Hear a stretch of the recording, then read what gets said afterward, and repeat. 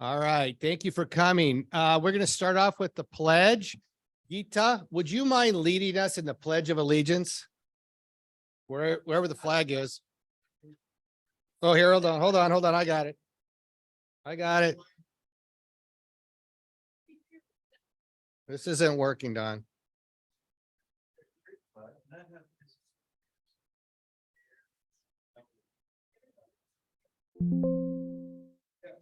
An American guitar.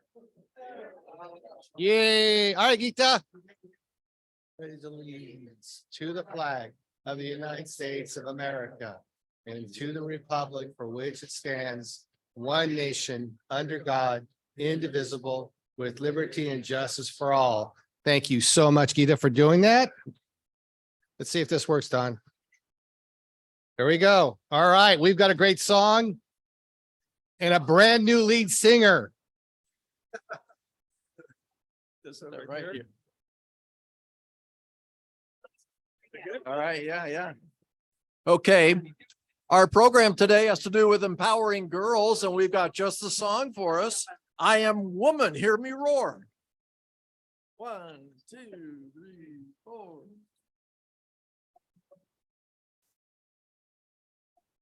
I am woman, hear me roar. And I know you want to go back and pretend.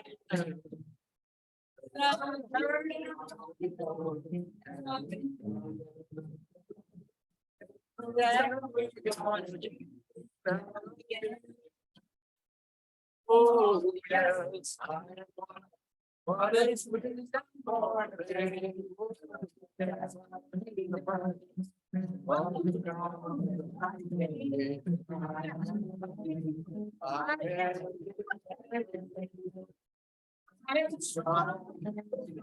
I am invincible.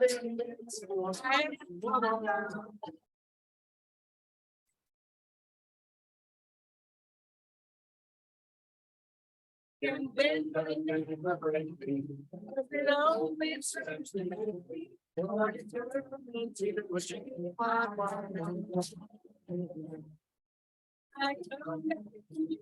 don't gotta know this safely long. Deep in the dark, there's my soul. Oh, yes, I am mine. Still more. Oh, yes, I pay the price.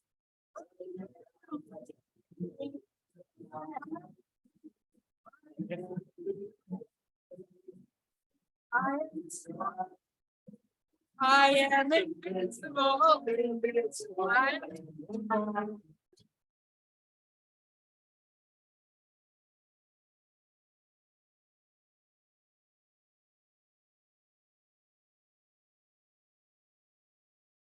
I'm Italian. Good job. Loretta, a cappella next time? Oh, man. All right, Dial, where are you? Thank you, buddy.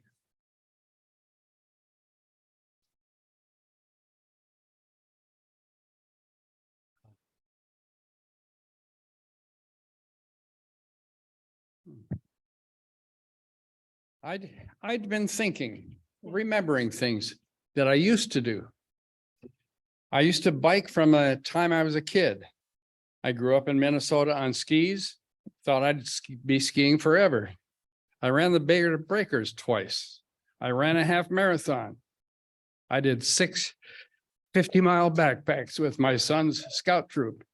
Ah, those were the days. Those were memorable, wonderful times. But age has taken its toll. I wish I could go back and do those things again, but I can't. How do I accept this new season of life?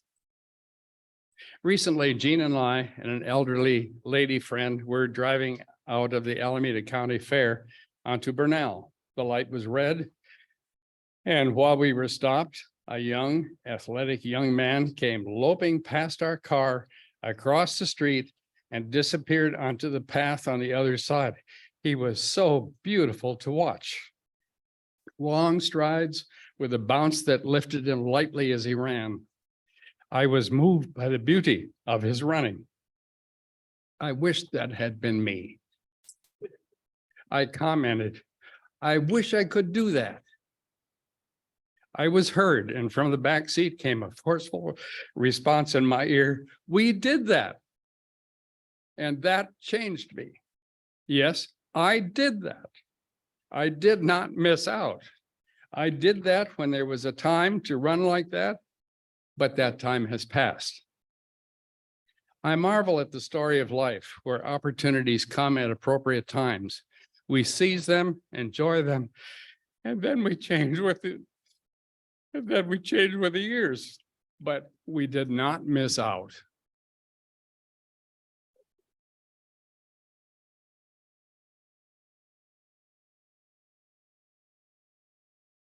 Thank you so much now. That was beautiful.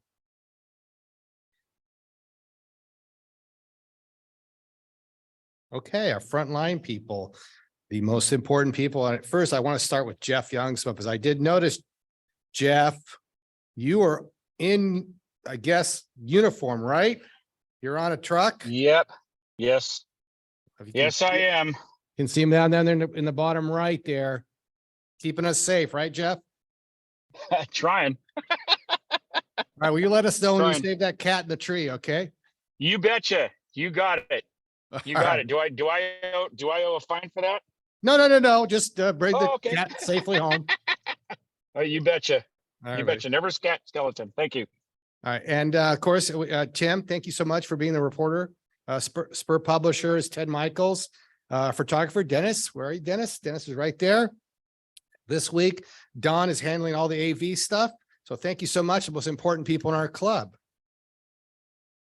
This isn't working, so you want to go ahead. All right, first on Zoom, Jeff, do we have any visiting Rotarians? I don't see any. No, we do not. All right, cool. How about in the room? Any visiting Rotarians? Well, you're our speaker, but okay. You want double billing. I got it. Yes, we'll be very brief here, but Geeta Kambadi is here. She'll be hearing more from her when we introduce her as the speaker. Welcome, Geeta. Everybody, welcome. All right. Let's see. How about on Zoom? Do we have any guests? No, we do not. Not that I'm aware of. In the room, do we have any guests? And I'm going to introduce. Well, you're going to introduce yourself. We're going to go to anybody else. If something special, go ahead. Oh, yes. Thanks, Ron. Oh, would like to introduce my caregiver, Rob. Hey, Rob. Okay. Well, I'm going to, no, go ahead. Go ahead. I'm going to introduce Michael Parr, and you'll hear more from Michael. Mark, you work at Wente, right? You work at Wente. What's your position there? Vice President of International Sales. Ooh, that's important. Get around. Right. So that means you don't get in the same room as Carl? Occasionally. Oh, well, my condolences to you. All right. But we're going to hear more from Michael and his son in a minute, just a few short minutes. All right. It's next up. Okay.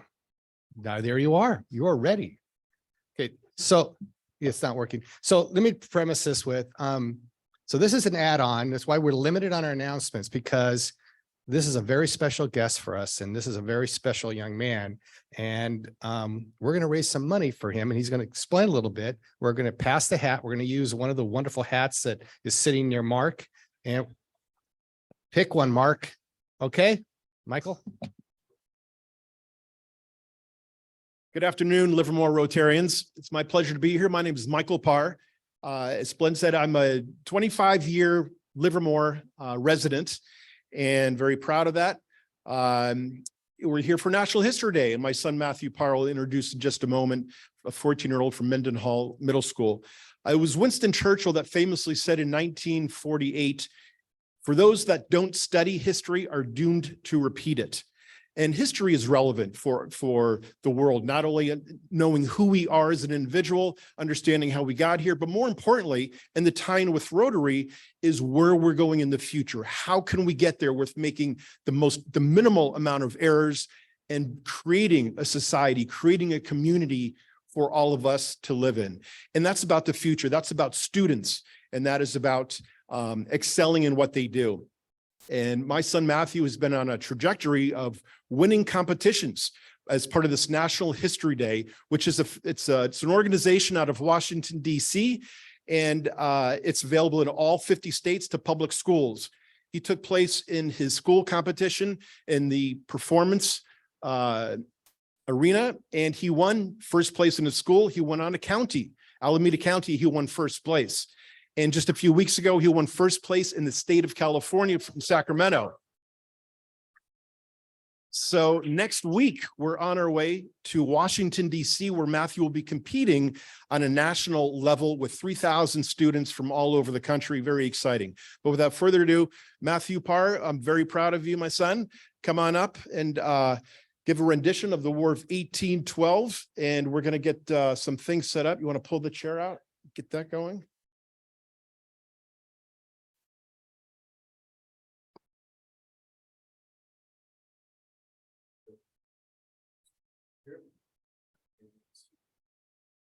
Yes.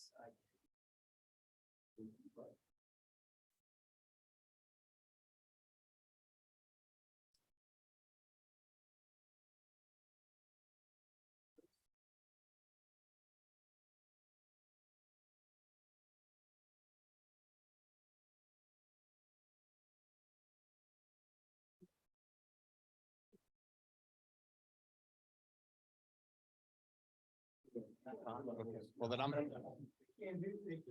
Oh, they're gonna hear it on Zoom. All right. Okay. Oh, He's moving around. yeah. Move. All right, well, we'll try our best. Well, the War of 1812, considered to be a forgotten war by many, I am here today to enlighten you about how that forgotten war crossed many frontiers, including patriotism, politics, and property. We all remember the Revolution, but it was followed by an unremembered Cold War between the British and the United States, where the British seized U.S. merchant vessels. Agitated, James Madison declared war. This not only crossed the frontier of a political power shift, but also, unfortunately, significantly weakened Native Americans and is a perfect example of the people's national asset ignorance and blind loyalty seen today. You see, my name is Dean Putnam, and I, swelled by patriotism, fought for the United States in the War of 1812, so long ago. I'm now retired, but today we'll reflect on my service as a soldier and the effects of the war.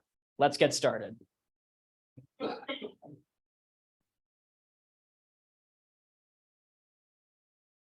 get your weapons, free weapons for American Indians. Want to defend your homeland? Then take up arms. Sorry, that's enough.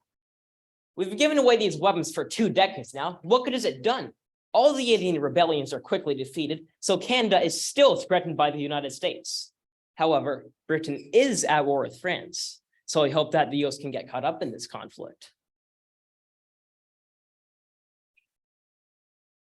Unsurprisingly, the US soon became caught up in the conflict. In the early months of 1806, the British began to forcibly enlist American sailors into the Royal Navy, which, as you can imagine, vastly displeased the US population. In an attempt to stop this, US politicians imposed multiple trade tariffs on Britain. However, the vast majority of them were repealed due to their economic harm to the US, as tension continued to grow between the two nations.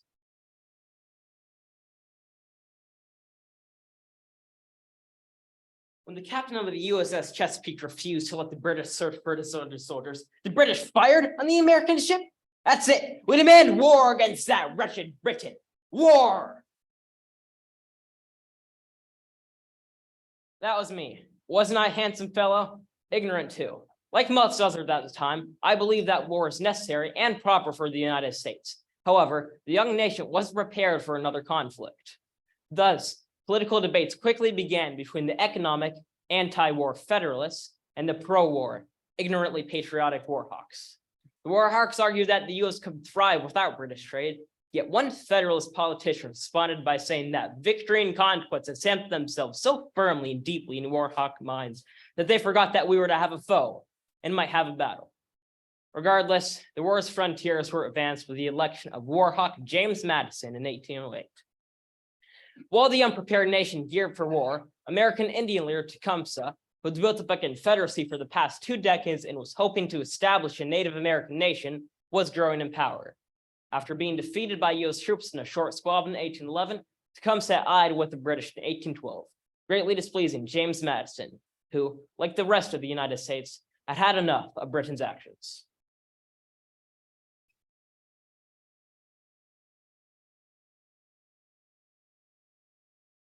The United States shall no longer continue passive under these accumulating wrongs, and I'm happy that this decision of war will be worthy of the enlightened and patriotic counsels of a virtuous, a free, and a powerful nation. The citizens have been heard, and the United States will no longer tolerate Britain's actions. As of this day, June 18th, 1812, the United States is at war with Great Britain.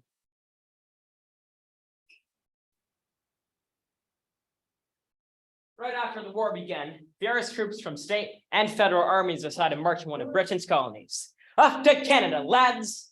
However, in the West, the Canadians tricked the Americans into retreating. At Niagara, the New York militia refused to march into Canada, and at Lake Champlain forced the US troops to camp out during a disease-ridden winter. Shortly after, the British pushed the US forces back to Detroit, giving the British the Great Lakes region. Although losing, the Americans were inspired by the frontier patriotism and thus continued the war by re-electing James Madison in late 1812. However, starting in the spring of 1813, the US scored a few incredibly important victories, such as when they raided and burnt down a government building in New York, Canada, or when they pushed the British out of Lake Erie in September. While by this point American patriotism was elevated, the British began to resent the unaccomplishing war. If the British were to stop fighting, then Tecumseh would lose his support and thus the possibility of his desired nation and frontier property. Thus, Tecumseh stated to the British that the British would certainly get our native lands back, which the Americans had taken from us. The Americans have not yet defeated us by land, neither are we sure that they have done so by water. We, therefore, wish to remain here and fight.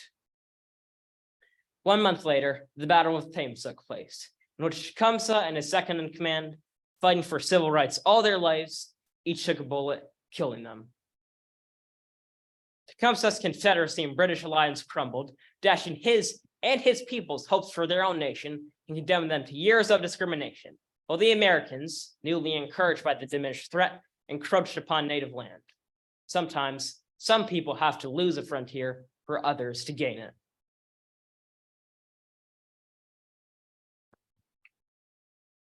Well, boys, I say we given those Brits a pretty good fight. What? Britain ended its war with France? It means veteran British will arrive on the coast.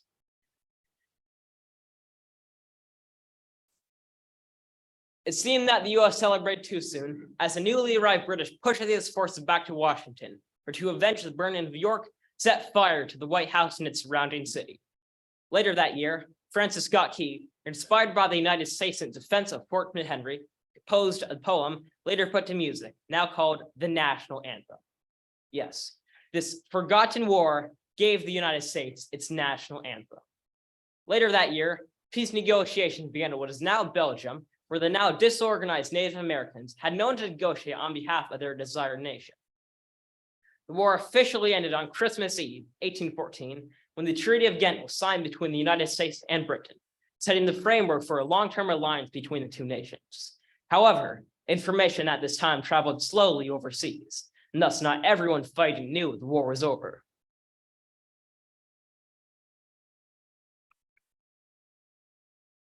I wonder how negotiations have been going. There hasn't been any news for us down in New Orleans, and British are attacking!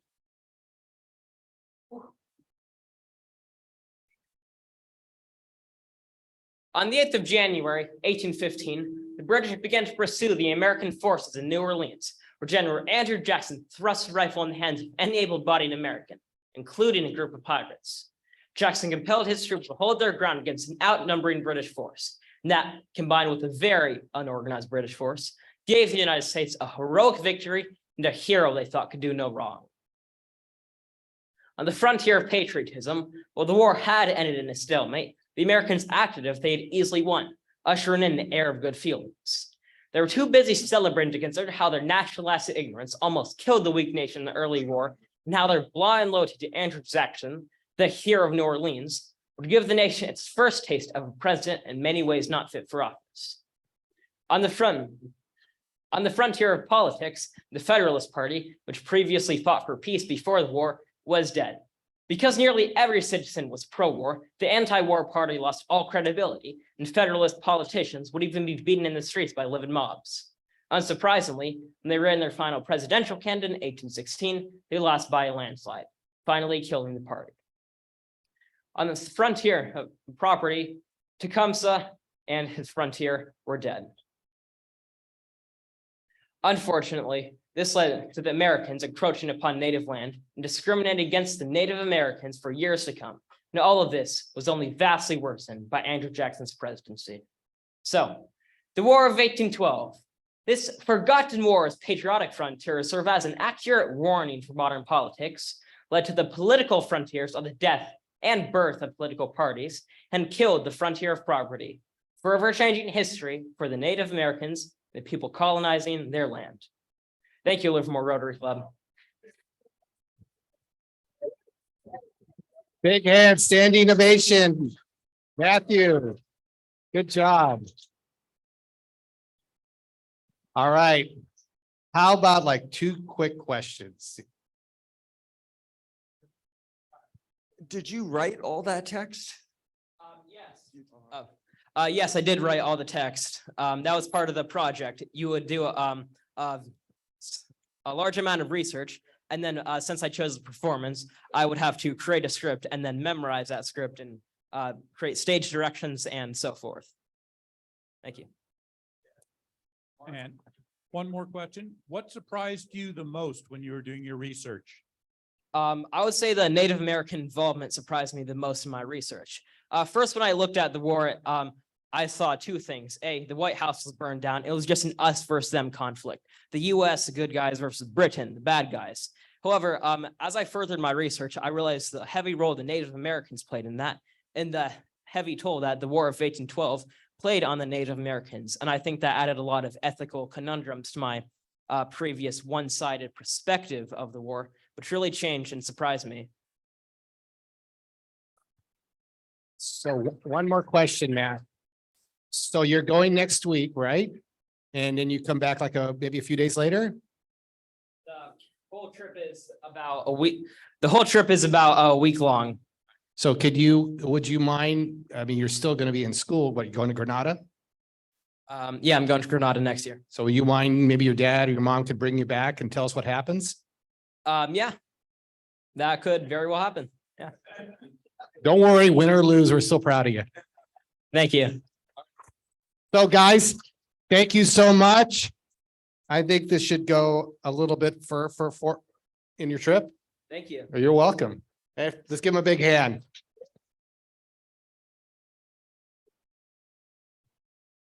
And then for extra money, if you want to take pictures with them, no, this is there. Thank you, Matthew. Thank you, Michael. That was great, right? Thank you, buddy. Thank you, guys. And best of luck to you. Thank you. All right. Do your parents get to go with you? Yeah. Is that a good or bad? Okay. All right. Thank you so much. So, okay, Mark, would you mind standing up and coming up here?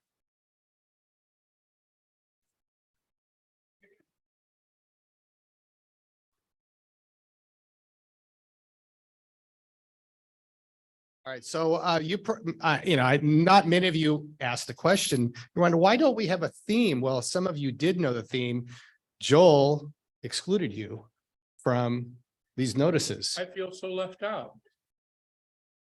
Didn't this sound like Spock just talk? So, but we understand you are getting married soon. I am. And when is that happening? June 10th. So has anyone given you a shower yet? No one has showered me. Good. Well, so this is an opportunity for us to make fun of Mark with funny hats and other paraphernalia. First, I have one for both you and so she has her own rose. So that, and we of course thank Sheila and Sonia and whoever else helped put all the decorations. But this is your shower. And your gifts are our love. Oh, my God. The budget didn't allow us for much on your registry. Yes, yes, exactly. But it would, now we have a cake which we're all going to indulge in, but I think it's appropriate that even though so she's not here, I believe we are permitted under the Rotarian rules to marry you with her in absentia. There's so much so wrong with that. And we've gone to no great expense. No great expense. No, Okay. to get the most reverend, I mean, the most reverend Jay Davis to marry you.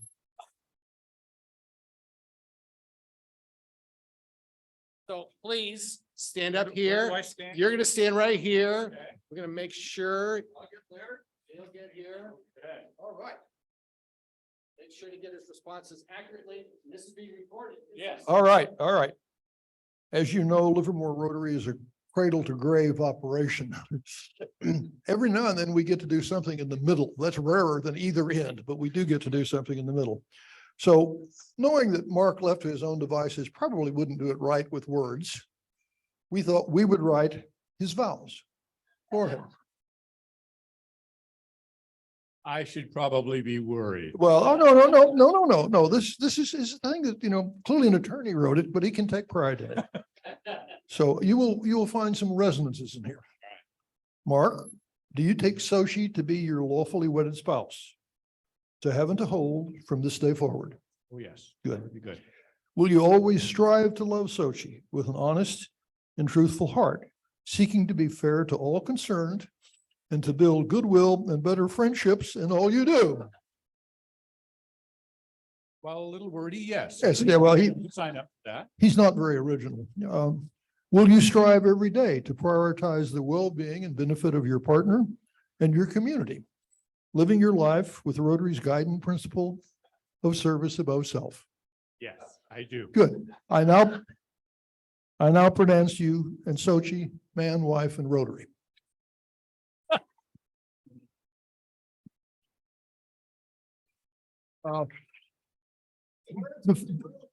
The fee is normally delivered in an envelope. Oh, wow. That left the room with a young man a few minutes ago. I'm sorry there was a mix-up. Well, I have to say, I've never been part of something quite like this. And that's a good thing. Yeah, people noted that in my prior career, I wore a lot of hats. None of them quite like this. So I do have to say, this was truly a surprise.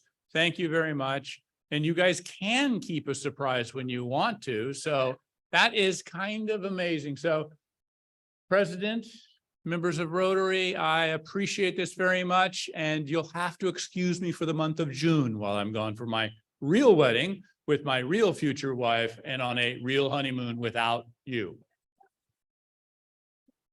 Thank you, Mark.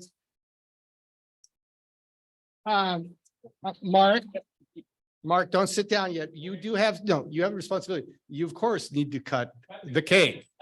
So should we all just turn and watch while Mark cuts the cake?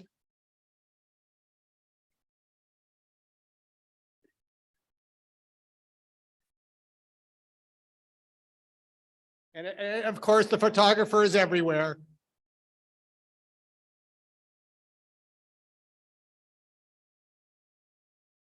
And as we cut the cake, if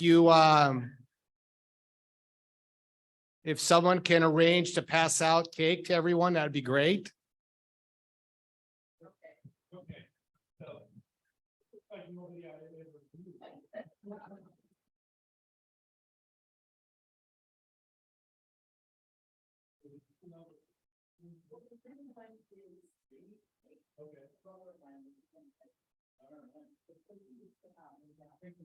Keep the top one on.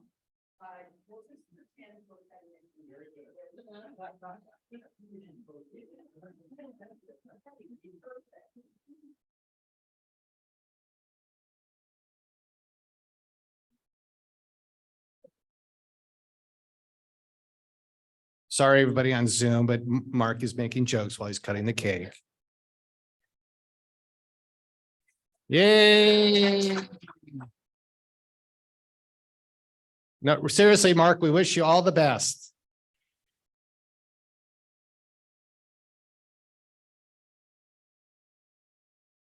All right, Dawn, you want to move on to the next slide?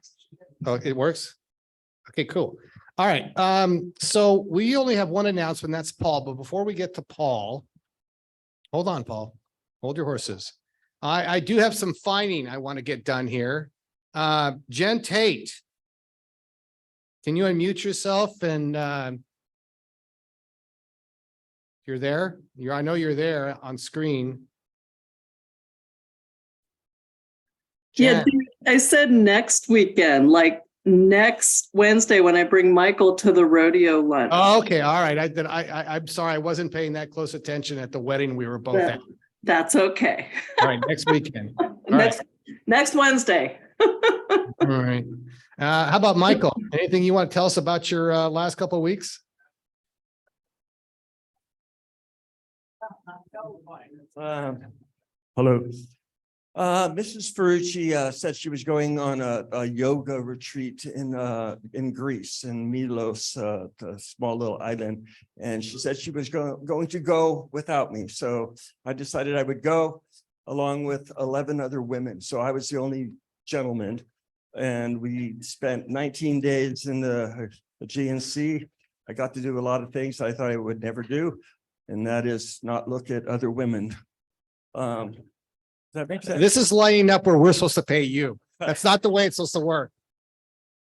It was wonderful. And but that's all I have to say, other than I know I'm going to get hit with something, right? You're going to hit me. Well, you should volunteer to just for A goat. Where's the goat?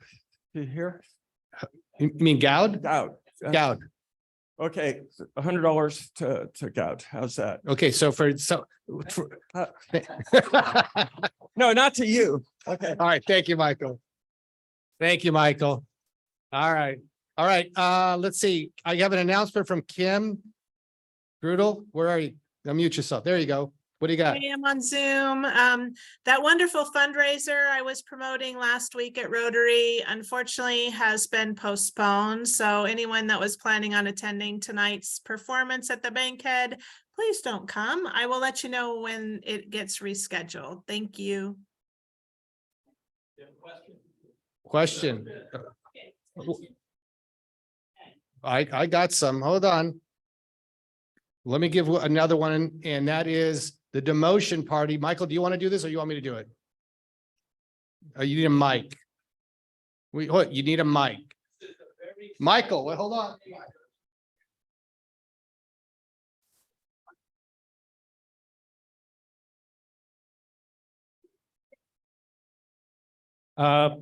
June 28th, there will be no meeting here. The meeting will be at 5:30 at Alden Lane for a very great appreciation of Splend's year to send him off into pastures green, hopefully. Anyway, $25 each. We hope you bring your spouse, significant other, prospective member, and enjoy entertainment, wine and drink for $25. Best thing going in the whole year. Thank you. So the way we're going to do tickets, go ahead, but you can do it here. Send them to Norm. No, no. Send your checks to Norm. I believe, Sonia, can we do what we did for last week? We're Can going we to send, I'm going to send an email out with a link to Square. You can purchase online. It'll be $25. You'll get a link and then please purchase that way so that we have a good head count. Thank you. Great, thank you. But if you want to write checks, that's fine. Just make them out to Norm Bregman Relief Fund. All right, so I got, Trish, do you have something short? Very short, please. Well, before that, I noticed that Mike's wearing a hat that really should go on Mark's head at some point. So I think we need to make that happen before the end. Yes, take a picture. Exactly. Take a picture. Of Mark with the hat. But that's not the announcement. Last night I had the privilege of attending Silent Sky, the first read of Silent Sky by Lauren Gunderson. And given the coming presentation, I thought it was worth mentioning. It's Spark's first play. It is about women in science at the turn of and astronomy at the turn of the 20th century. So go see it because wow, it's going to be great. Thanks, Trish. All right, Paul.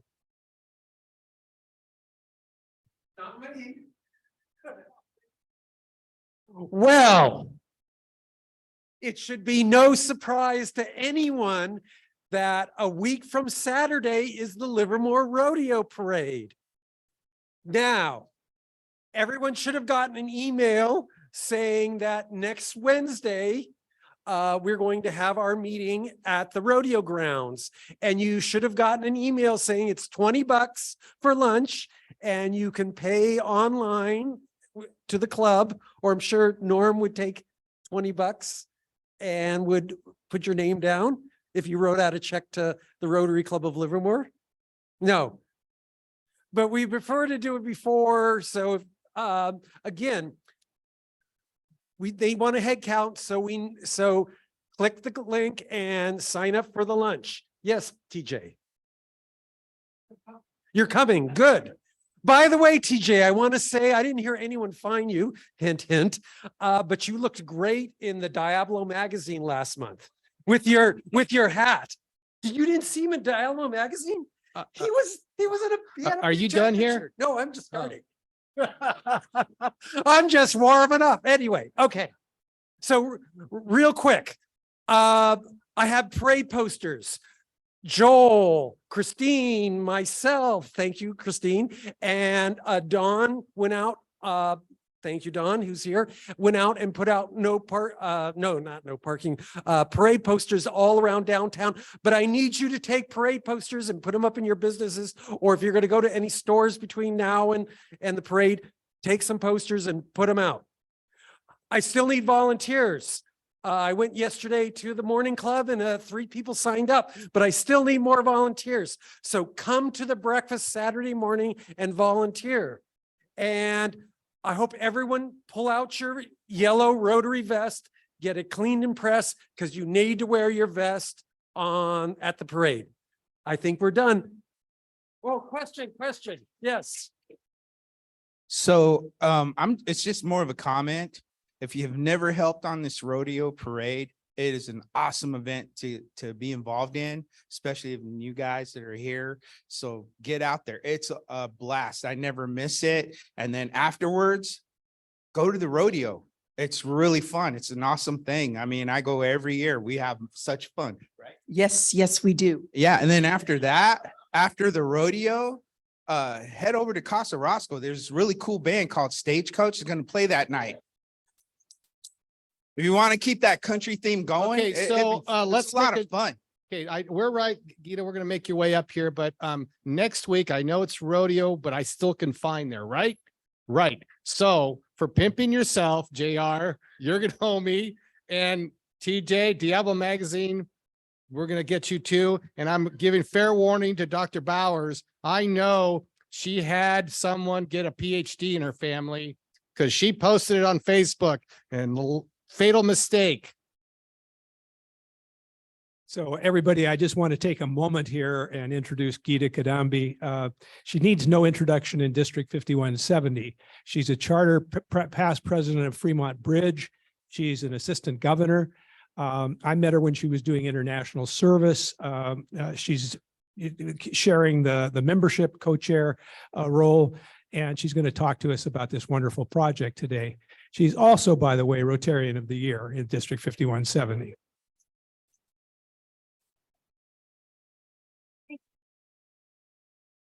So Patrick and I go a long way. Thank you, Patrick, for inviting me here, and thanks to the club president and the program chair to invite me today. Today was a very fun meeting, but I was hoping I could speak before Matthew Parr, because that way you would have forgotten me and you would have appreciated his wonderful speech. What a young man and what a wonderful presentation. We wish you luck from District 5170, and I hope you bring a prize back and show it to us that a young guy can do so much. But I'm only questioning whether your father is going to be a Rotarian or not. So I'm a membership coach. So Livermore Rotary, you lived in Livermore for a long time. So please consider that. I'm sure Glenn will, the president would be very happy to add his numbers. He's already net +8. So congratulations on that. So that was my membership co-chair hat. I'm putting that down now.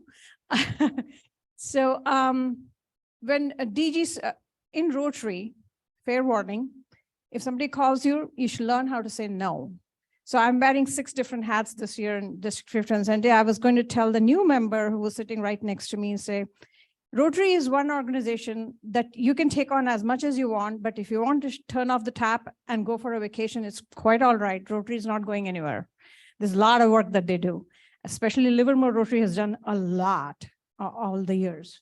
So I was requested to be the co-chair for the Empowering Women project that District Governor Savita had come and spoken about. I know Robert Freeman came and spoke to you guys also, so you're very aware of what that project entails. But we have already finished our project in Africa, in Tanzania, and other in Africa, 5 different countries there. We have finished it with TGAP people. They did a good job. They did deliver it. So it kind of gave us impetus to go for more DDFs in the district so that we can match it and write 3 different global grants. So we're thinking Uganda, but right now the political situation is a little dicey, so I don't know how RI is going to view it, but we have 2 sure projects in India, one in the north and one in the south. And these are specifically, I went there in March to evaluate the place before I could recommend to the district that we should go there. And these are in the tribal areas. We really wanted to hit the very important places where people really need help, because in the city, the government is giving and they are already supporting it. So we're not interested in that. So we wanted to go to the far out regions. I, in fact, oh, wow. Okay, cool. It must have gotten overheated or something. That's the power of Geeta Kambadi talking. That's okay. So, so 50% of the population are women. So I love the song. I'm sure you guys designed it because Empowering Girl talk was happening today. So thank you very, very much for that one. That was amazing. And when I went to the rural India in the north, this is a place where women, when they cross some other person in the road, and if it is an unknown person, they put their sari on and they don't look at them. That's how much they are guarded there. So I went with an NGO and they had 21-year-old girls who were doing the outreach as a social service to that region. This is in Roorkee. It's in the far north of India. And when I spoke to the gentleman in a village called Laskar, I said, I need to talk to the guys what they think about this. Because unless I have a family support, this project is not going to happen. Because men outside the family cannot speak to the women. And only the girls who are known there are allowed inside the threshold of the house to speak to the women of the house. So I went and spoke to the gentleman and I said, why is it that you marry your daughter off at the age of 16? Although the legal age is 18, they marry them off at 16. After the 6th grade, they're not allowed to go to school. And I said, why is that? So he says, since a young man is in the room, I want to use a different analogy. Says it's like honeypot. The cousins, the uncles, the neighbors, everybody is a threat to the young girl. I hope you get the drift of it. And then he said that I'd rather marry off to her husband's house where she's safe. So they don't even wait After the sixth grade, they announce the engagement and they marry them off when they're 16. That is the saddest state of affairs for young girls in rural India. This is the same story in Africa. This is the same story in Nepal. So how does our project that you guys have also supported and donated to us for the district governor's project, it helps them to keep in school because they are trying to say, okay, this is not an expense for anymore, but there are people who are going to watch out in school for them. And they are assigning their own brothers to walk them to school and bring them back. So that way they are safe, but they get the education. That's the most important part. They're at least getting to the 8th grade, at least getting to the 10th grade. If we give them that power, the girls will know how to defend themselves. They would know how to say no. They won't be scared. They can be employed. 10th grade, if you study in 10th grade, there's plenty of employment in India because it gives you an independence to say, okay, I'm going to be an earning member. So I know how to get out in the society and save myself. So this is the most important project I personally feel. When I went to India and saw this, I thought this is just for $5, 2 years of a girl's life, she gets an education. 2 years, just for $5. So this is a very powerful project for a very low cost. We are changing an entire generation of girls to be independent. In Africa, I know Robert Freeman has shared the story. He tells gory stories, which I don't want to repeat because there's a young man here. But, you know, it is very scary to hear. And when I came back from India, the first call I made was to my mother and said, thanks for being a nag and not letting me out of the house when I was a teenager. I know what you are trying to do now. This is how bad it is there. Society is in big cities, it's great. But if you go to the rural part of India and villages and small towns, it is scary. In fact, the Rotarians were so overprotective because they thought that I was being too naive and I might get scammed by somebody on the road. That's how bad it is there. So it's good that they have free schools by the government. The teachers are very committed. I went and interviewed the teachers. Then they said that they would be very happy to teach the girls because the talk doesn't happen at home. So it's important for them to learn and the teachers educate the girls because there is still a respect for teachers in school and they will listen to it. So that hygiene training would be very, very critical for them through the school teachers. And the young girls who I said that they are volunteering, they're social workers, they're local girls. So I showed them the package and I said, would you use this one? So one girl was very smart. She says, unless I use it, how would I know? So I had to give them the package. Then she says, after a week, she WhatsApped me from India and she says, this works. I would be happy and confident to go and tell the girls that they should take care of their hygiene this way. So this is very encouraging to go do the groundwork first. And the newbies, the Rotary doesn't pay for it, we pay for it. So it's important because it's somebody else's money and you're going to spend it. So you need to do the due diligence before you commit somebody else's money. It's all our money that goes into global projects. So it's very important to do the critical checking. So I am thankful to the club. I'll keep it brief. I know the president's running out of time today. So, but it was a fun meeting. And we have, oh, fantastic. So these are some statistics that they're there. They're 40% absenteeism. So what happens is they are behind if they are sitting for 5 days in a month in school and not going to school. Sorry, they're sitting at home and they miss the exams and they just keep falling behind. So 65% have told us that it affects their life later on. There are lots of issues there. So I called the RI grant officers and they said that it should be under either economic development. So we are teaching women to sew locally so that they can get a skill and afterwards they can do their own business. So that is important too. So there are two aspects of it: girls' education, help the girls, and employ women. So they said we can either do through water and sanitation route, or you do the economic development route. So we'll see how that works out. Depending on community assessment, we have to go forward for that. Next slide, please.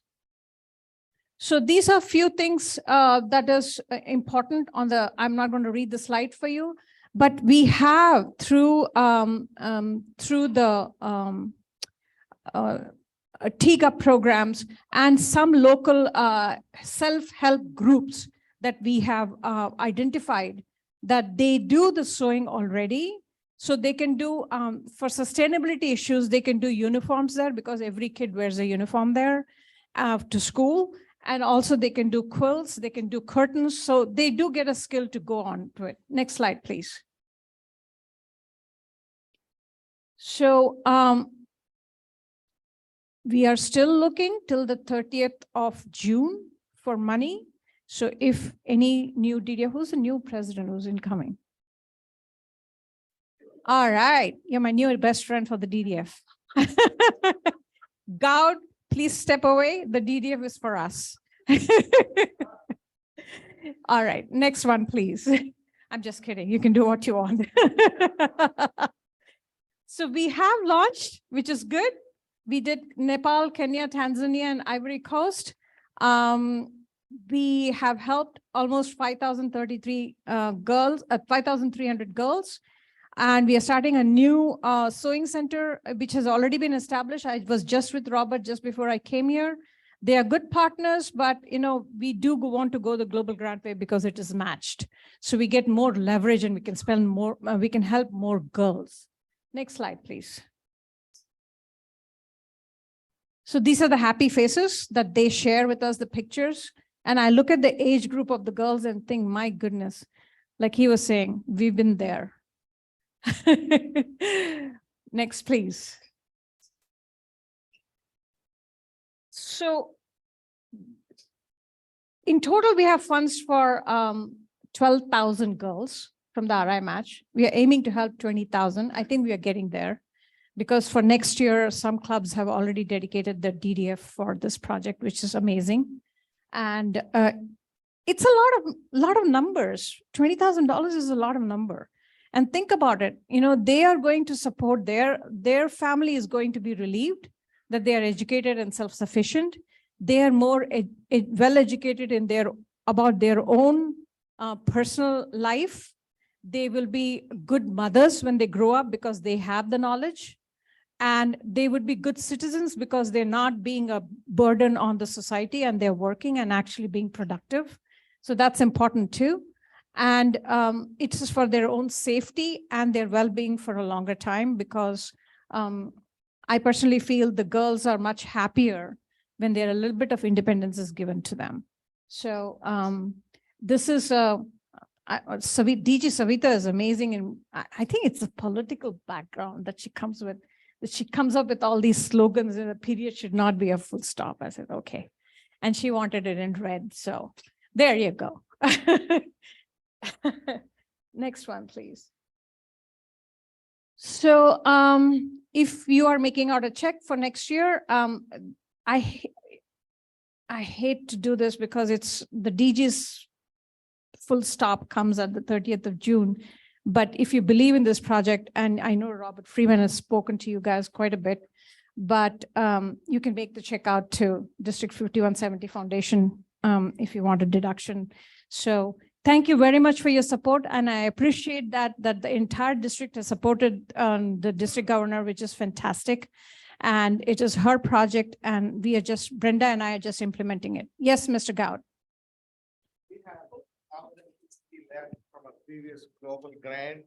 And this morning I got a clarification from the global grant that I can donate to that money to the foundation, the project. So we will donate to that. All right, thank you. See, my trip from Fremont was not for nothing. Yes. Okay, we have $1,050 remaining from our global grant that came in a little later, so they do not let me contribute to that. So that global grant is closed, but they told me this morning I can donate to other causes, So it's 1,050 and 1,500? 1,050.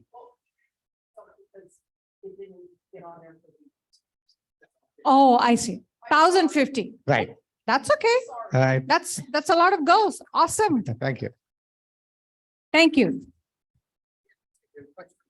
Yes. Yes, Any I have other- a question. If the young girls are given for marriage at 16, what would be the typical age of the man that would be marrying them? Whoever they can kind of give it away to. Would there a lot of them be mature, older men? No, not that much. They may be in their 20s. They usually they're not that cruel.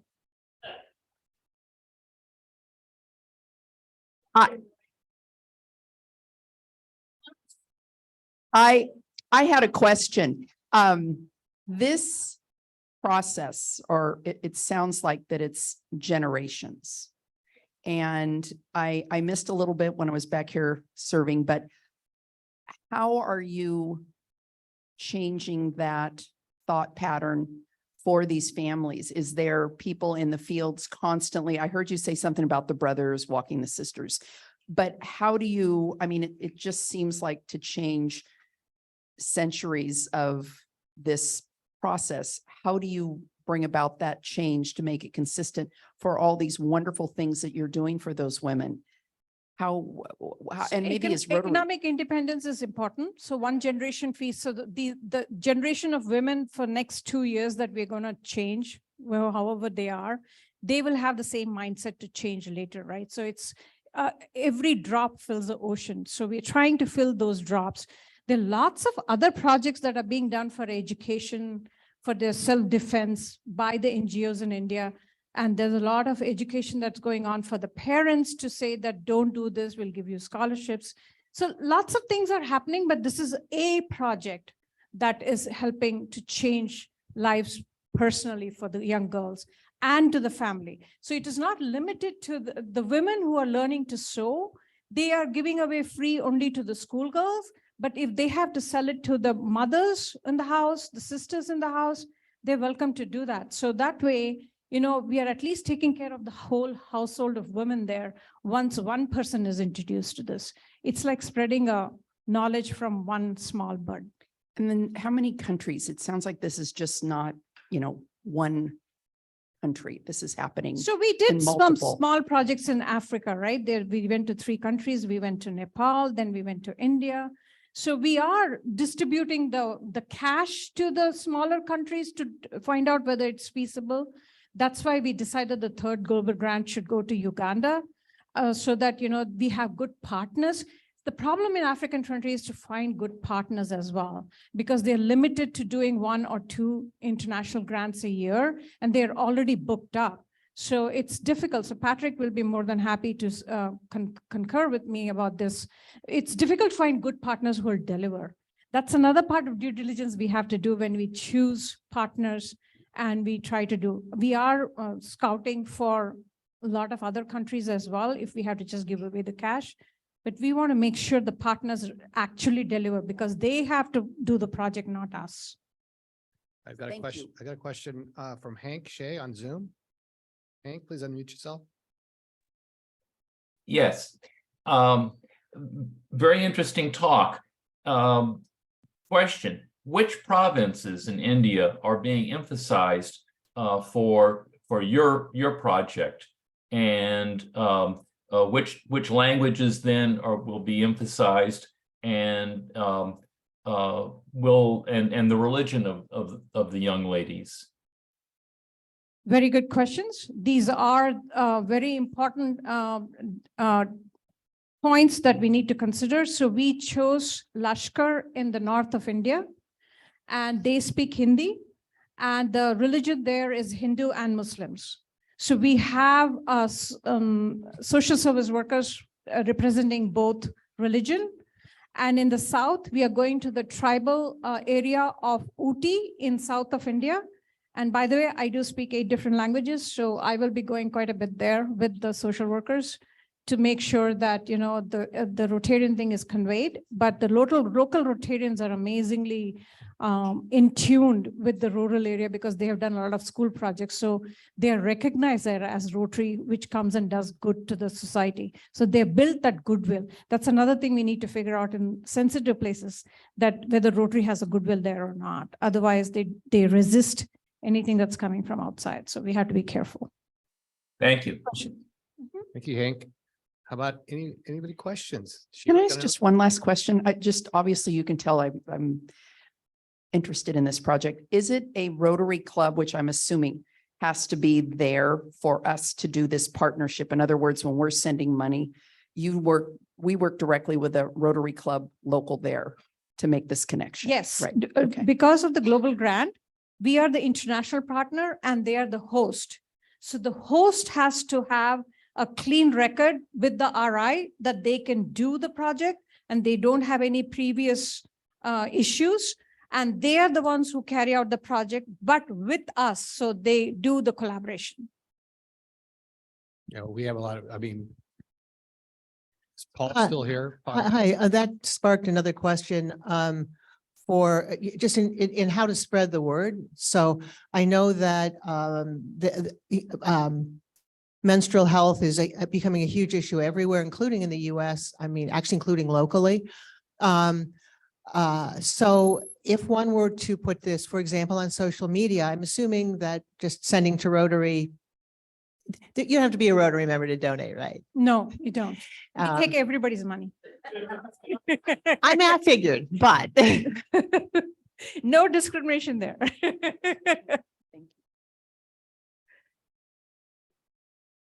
But after all that hustle. Thank you for the opportunity. Well, after all that, my sweating to make sure we got through this program, we have 5 minutes left. President Splint, I did want to mention to everyone on your tables, there's the favors, the animal crackers, and there's bubbles and bows. Anybody's welcome to take them because you know that normally happens at those. Well, okay, functions. so I know Matt's in the back there. Are we allowed to blow bubbles in here? Let's go. Let's do it, Mark. Can we blow bubbles on Mark? Well, that kind of sounds kind of kinky. Maybe I should have said that a little bit differently. All right, let's blow some bubbles. All right, guys, everybody on Zoom, thank you so much. Was this a really good 90 minutes of your week? All right. Remember where are we going next week? Is anybody going to come here? Rodeo grounds. Rodeo. Well, Matt is, but Matt, don't you run that place over there too? You got an office everywhere. All right, guys, thanks.